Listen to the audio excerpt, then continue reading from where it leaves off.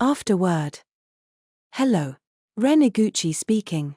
Thank you very much for buying Campfire Cooking in Another World with My Absurd Skill Volume 14, Cream Croquettes and the Downfall of Heresy. It feels like this series reached its 14th volume in a flash, and I'm both incredibly happy and grateful that it's still being published after such a long time.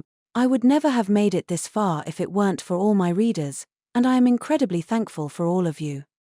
In Volume 14, Mukouda and his party set out to punish the heretical Church of Rubinov, acting under the orders of the god of all creation himself. They also end up deciding to take on a virtually untouched and entirely unknown dungeon. It's a pretty eventful volume, all around, and I hope that everyone enjoys it. In addition, this series' anime adaptation began its broadcast in January, and recently ended without a hitch. Did everyone watch it?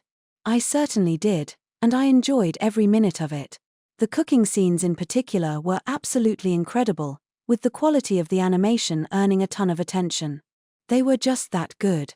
All I can say is that the good people at Studio Mappa have done it again, and in the process, they tortured all of their viewers with some of the most exquisitely rendered food porn to ever grace our TVs, lol.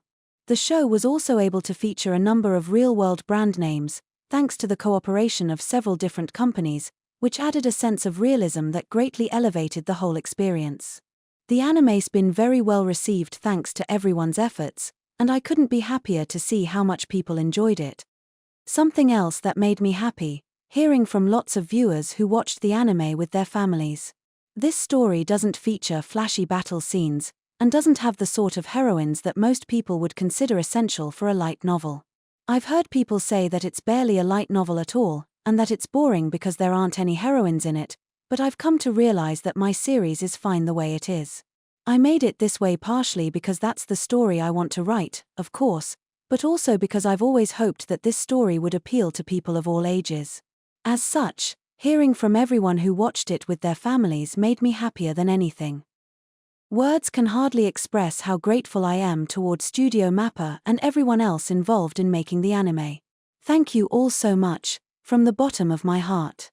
I would also like to offer my gratitude to the companies that cooperated with the production: Eon Retail Company, Ibarra Foods Industry Incorporated, Cow Corporation, Kagome Company, Suntory Holdings Limited, Heinz Company, and Lotta Company. I really appreciate you collaborating with us. Tomasa Sensei, who's been doing the illustrations for this series since the very beginning, Akajishi Kei-sensei, who's drawing the main comic adaptation, Momo Futaba-sensei, who's handling the spin-off comic, my editor I, and all the other good people at Overlap. I can't thank you enough for all your help and support.